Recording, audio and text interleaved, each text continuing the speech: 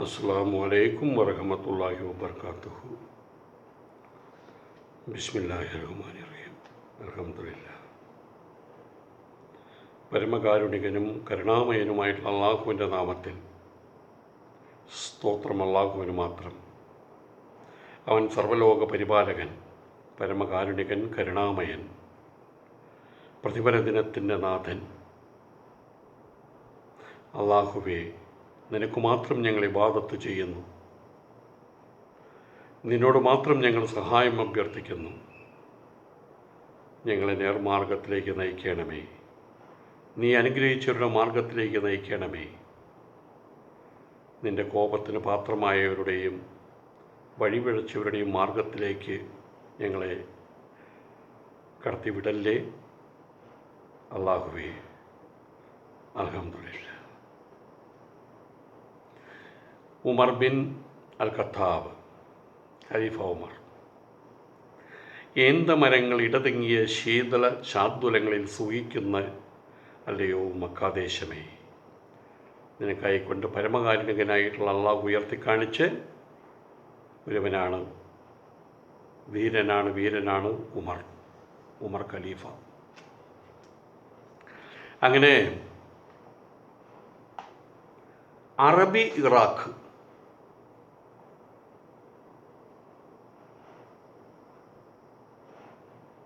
Persian Iraq, അറബി Iraq, പാർസികളുടെ Iraq, അറബി Iraq രണ്ടും രണ്ടാണ് വാസ്തവത്തിൽ. ഇവർ രണ്ടിനും വേർതിരിക്കുന്നൊരു പർവ്വതം തന്നെയുണ്ട്. അതിനോട് പാർസി ഇറാഖിൽ ധാരാളം മലകളും താഴ്വരകളുണ്ട്. അത് ഇറാൻ സമതലം വരെ വ്യാപിച്ചു കിടക്കുന്നുണ്ട്. അതേസമയത്ത് യൂഫ്രട്ടീസ്, ടൈഗ്രീസ് എന്ന് പറഞ്ഞ നദികൾക്കിടയിലുള്ളതും അവയോട് ചേർന്ന് കിടക്കുന്നതുമായിട്ടുള്ള സ്ഥലമാണ് അറബി ഇറാഖ്. അതിന് അറബി ഇറാഖാണ് ഏറ്റവും നല്ല സ്ഥലം, ഫലഭൂയിഷ്ടമായിട്ടുള്ള സ്ഥലം. ആ അറബി ഇറാഖ് ഇപ്പോൾ മുസ്ലിങ്ങളുടെ കയ്യിൽ വന്ന് ചേർന്നിരിക്കുകയാണ്.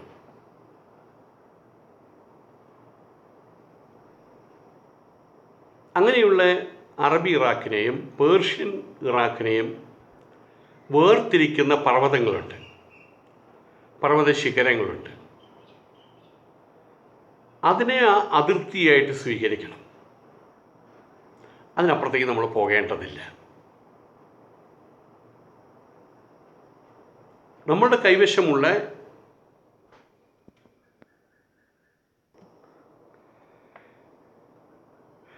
ഇപ്പോഴത്തെ സാഹചര്യത്തിൽ പാഴ്സികളുടെ കയ്യിലിരിക്കുന്ന പേർഷ്യൻ ഇറാഖ്, അവിടേക്കൊരു കടന്നുകയറ്റം അതൊരിക്കൽ പോലും ഉപദേശിക്കത്തക്കതല്ല. ആയതുകൊണ്ട് തന്നെ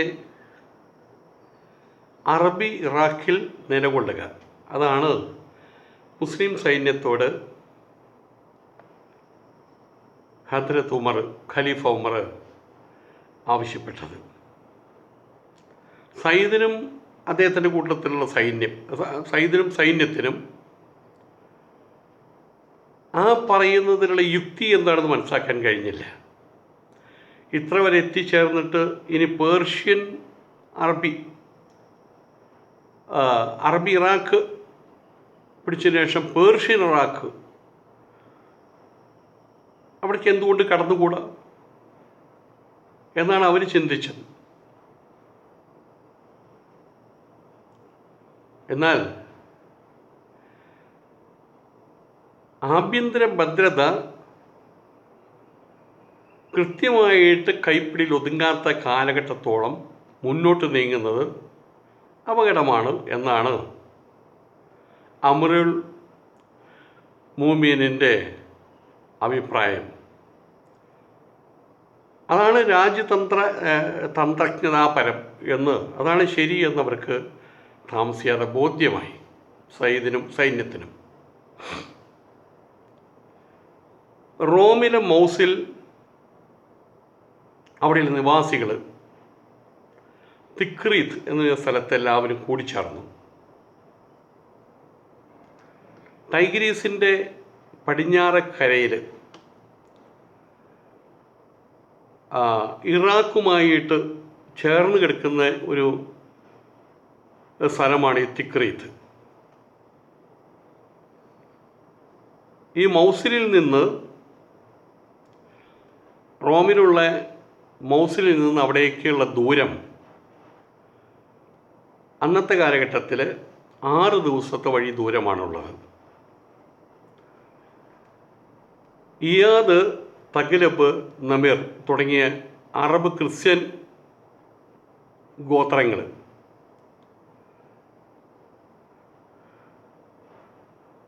ഈ തിക്രീത്തിൽ ഒന്നിച്ചുകൂടിയ ആളുകളുടെ വലിയ രീതിയിൽ സഹകരിച്ചു.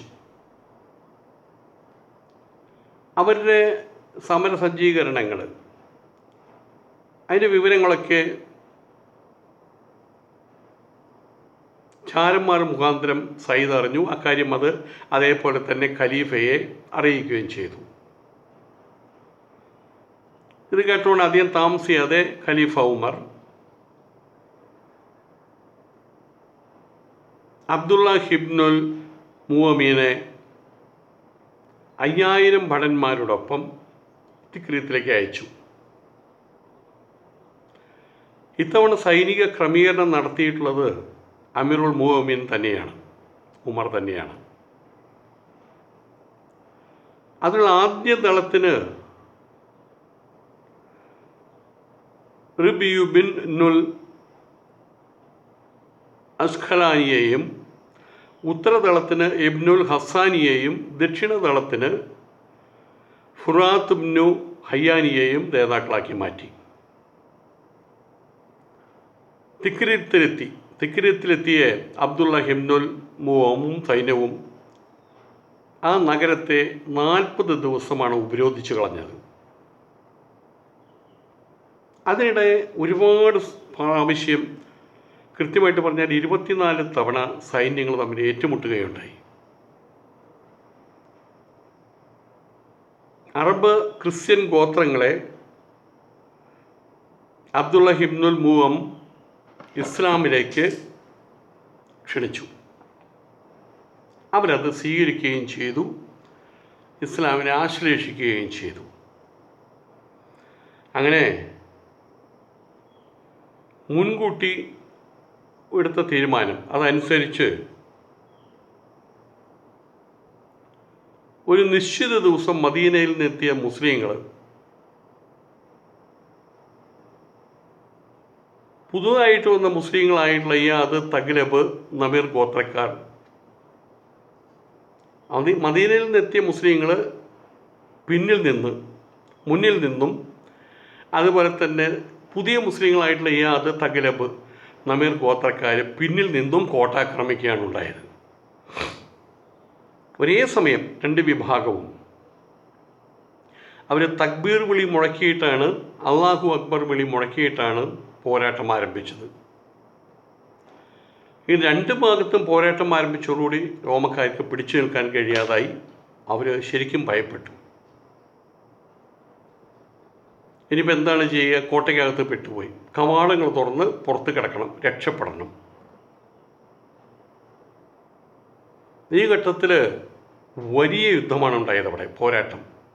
കാരണം അതിനകത്തുള്ള റോമക്കാരെ സംബന്ധിച്ചിടത്തോളം ജീവൻ മരണ പോരാട്ടമായിരുന്നു. ഏതായാലും ആ അത്യുഗ്രമായിട്ടുള്ള പോരാട്ടത്തിൽ ശത്രുക്കൾ നിശേഷം ഒന്നുപോലും അവശേഷിക്കാതെ നശിച്ചു പോവുകയാണ് ഉണ്ടായത്.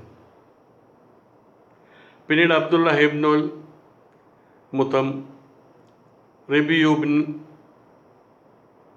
അസ്ഖലാനിയുടെ നേതൃത്വത്തിൽ പുതിയ മുസ്ലിങ്ങളെ ഇപ്പോൾ ആശ്ലേഷിച്ച മുജാഹിദുകളെ, മുസ്ലിം മുജാഹിദുകളെ അവർ മൗസിലിലേക്ക് അയച്ചു.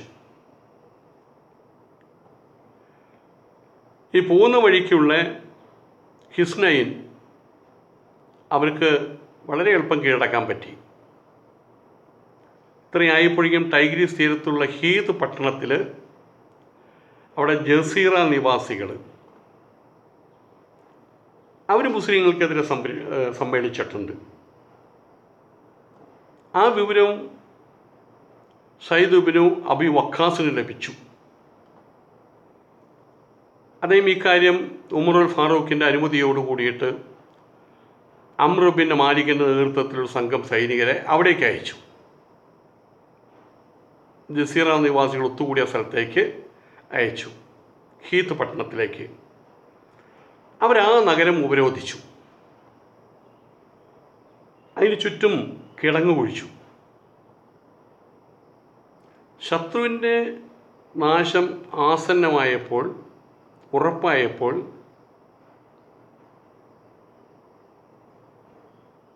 ഹാരിദ് ബിനു യസീദിനെ ഭരണമേൽപ്പിച്ചിട്ട് അമ്ർ പിന്നെയും വടക്കോട്ട് നീങ്ങുകയാണ് ഉണ്ടായത്. യൂഫ്രട്ടീസിൻ്റെ സംഗമസ്ഥാനത്തുള്ള ഖർക്കിസായിലെത്തി. അവിടെ എത്തി. അവിടെ നിന്ന് സമീപ പ്രദേശങ്ങളിലേക്ക് നീങ്ങി. അങ്ങനെ റിഖ, ഹിറാൻ, സൗസാൻ, ഐനുൽ വിർദ തുടങ്ങിയ ജസീറ ആ ഭാഗത്തുള്ള നഗരങ്ങളെല്ലാം ഒരു ബുദ്ധിമുട്ടും കൂടാതെ മുസ്ലിങ്ങളുടെ അധീനതയിലായി.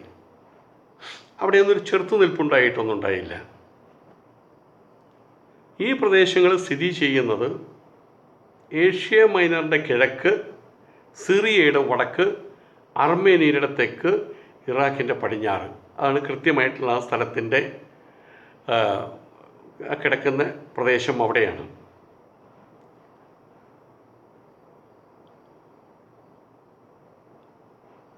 ബൈസാൻഡിയക്കാരുമായിട്ടുള്ള ഈ യുദ്ധങ്ങളെല്ലാം ഉണ്ടായത് ഇറാഖ് യുദ്ധങ്ങൾക്കിടയിലാണ്.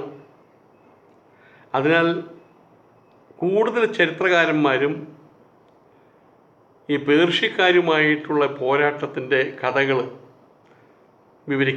അവിടുന്ന് വിവരിക്കുന്നിടത്ത് തന്നെയാണ് ഈ ജസീറ യുദ്ധത്തിൻ്റെ കാര്യവും പരാമർശിച്ചത്. ഹിജറ കഴിഞ്ഞിട്ട് പലായനം കഴിഞ്ഞ് 17 വർഷങ്ങൾ കഴിഞ്ഞിട്ടാണ് 17ലാണ് ഇതുണ്ടായത്. സയ്യിദ് ബിനു അബി വക്കാസിൻ്റെ സർവ്വസൈന്യാധിപത്യത്തിലുണ്ടായ ഈ വിജയങ്ങൾ നേതൃത്വം വഹിച്ച ആളുകൾ, അവരിലെ പ്രമുഖരെന്ന് പറയാവുന്നത് Hashim ibn Utba ibn Abi വക്കാസും, അമ്രു തമീമിയും, അബ്ദുള്ള ഇബ്നുൽ മുഅത്തും, റിബ്ഇയുബ്നുൽ അഫ്ഖലും, അമ്രു ബിൻ മാലിക്കും, സയ്യിദ് ബിൻ ഉത്ബയും, ഉത്ബദ് ബിൻ ഫർഖത്തും, സയ്യിദ് ബിൻ ഇയാളുമായിരുന്നു.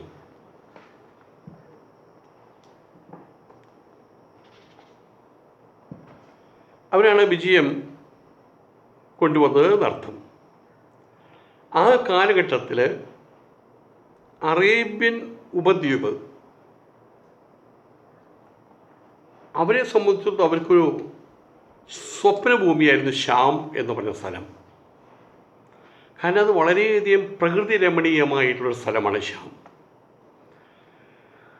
അറേബ്യൻ ഉപദ്വീപ് മിക്ക സ്ഥലങ്ങളിലും വരണ്ട് കിടക്കുകയാണ്, മരുഭൂപ്രദേശങ്ങളാണ്.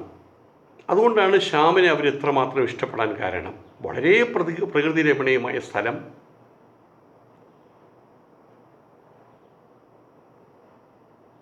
വ്യാപാരത്തിന് വേണ്ടിയിട്ടുള്ള യാത്രകൾ, വേനൽക്കാല യാത്രകൾ, അങ്ങനെ പോകുമ്പോഴാണ് ഷാമുമായിട്ട് അവർ കൂടുതൽ ബന്ധപ്പെടാറുള്ളത്. ആ ഷാമിൻ്റെ സ്നിഗ്ധസുന്ദരമായിട്ടുള്ള സ്മരണകൾ അവിടുന്ന് തിരിച്ചു പോന്നാലും അവരുടെ മനസ്സിൽ തങ്ങി നിൽക്കാറുണ്ട്. പലപ്പോഴും അത് അയവിറക്കാറുണ്ട്, മറ്റുള്ളവരായിട്ട് പങ്കുവയ്ക്കാറുണ്ട്. അപ്പോൾ വീണ്ടും അവിടെയുള്ള സകല ആൾക്കാർക്കും ഷാം കാണാനുള്ള ആഗ്രഹവും ഉണ്ടാകാറുണ്ട്. വടക്കൻ സിറിയയിലെ ജൂലാൻ കുന്നിൻ പുറത്തെ മേച്ചിൽ സ്ഥലങ്ങൾ, പച്ചപ്പുള്ള മേച്ചിൽ സ്ഥലങ്ങൾ ഇവരിങ്ങനെ നോക്കി നിൽക്കും. കണ്ണിനതൊരു കുളിർമയാണ്. അവിടെയുള്ള നദീതീരങ്ങളിലെ പച്ചപിടിച്ചു നിൽക്കുന്ന, വർഷം മുഴുവൻ പച്ചപിടിച്ചു നിൽക്കുന്ന ചോളപ്പാടങ്ങളും ഗോതമ്പ് വയലുകളും ഹിജാസ് വാസികളുടെ മനസ്സിൽ ഒരിക്കലും മാഞ്ഞു പോകാത്ത ചിത്രങ്ങൾ വരച്ചിട്ടിട്ടുണ്ട്. അതുപോലെ വിവിധ വർണ്ണങ്ങളിലുള്ള പുഷ്പങ്ങൾ, അതവിടെ കാണാം. അതിങ്ങനെ ഇതൾ വിടർത്തി നിൽക്കുന്നത് നമുക്ക് കാണാം. പലയിടത്തായിട്ട് തീർത്തു വെച്ചിട്ടുള്ള വളരെ മനോഹരമായിട്ടുള്ള ഉദ്യാനങ്ങൾ, വൃക്ഷങ്ങൾ, പൂത്തു തളിർത്ത് നിൽക്കുന്ന ഫലസമൃദ്ധങ്ങളായിട്ടുള്ള വൃക്ഷങ്ങൾ, അതൊന്നും ഒരിക്കൽ കണ്ടാൽ അതൊന്നും മറക്കാൻ ഒരാൾക്കും സാധ്യമല്ല. അവിടെ ഒരുപാട് അരുവികളുണ്ട്. കുലുങ്ങി ഒഴുകുന്ന അരുവികൾ, വലിയ നദികളുമുണ്ട്, സ്വച്ഛന്തമായിട്ടൊഴുകുന്ന നദികളുമുണ്ട്. അതൊക്കെ അറേബ്യൻ ഉപദ്വീപിലുള്ളവർക്ക് അതൊക്കെ സ്വപ്നഭൂമിയായിട്ട്, ഷാം ഒരു സ്വപ്നഭൂമിയായിട്ട് മാറാനുള്ള കാരണം ഇതൊക്കെ തന്നെയാണ്. അന്ന് അവിടെ ഭരണം നടത്തിയിരുന്നത് ബൈസാൻഡിയൻ ചക്രവർത്തി. അദ്ദേഹത്തിൻ്റെ പേര് സീസർ എന്നായിരുന്നു. ഈ അറബികൾക്കിടയിൽ ഈ ഒരു സാമ്രാജ്യം റോമ എന്നുള്ള പേരിലും ചക്രവർത്തി കൈസ്വർ എന്നവർ പറയുന്നു, കൈസ്വർ എന്ന നാമത്തിലും അറിയപ്പെടുകയുണ്ടായി. അവർ പടുത്തുയർത്തിയിട്ടുള്ള നഗരങ്ങൾ സിറിയയ്ക്ക് സ്വയമേവയുള്ള പ്രകൃതിദത്തമായിട്ടുള്ള സൗന്ദര്യം, ആ സൗന്ദര്യത്തിന് ഒന്നുകൂടി മാറ്റ് കൂട്ടുകയാണ് ഉണ്ടായത്. വളരെ അതിമനോഹരമായിട്ടുള്ള ചർച്ചുകൾ, അതുപോലെ തന്നെ ആഡംബരം കൊണ്ട് നിറഞ്ഞ പടുകൂറ്റം മന്ദിരങ്ങൾ, അതൊക്കെ ആ നഗരങ്ങൾക്ക് മനോഹാരിത കൂട്ടിയിട്ടുണ്ട്. അൽഹംദുലില്ലാഹ്.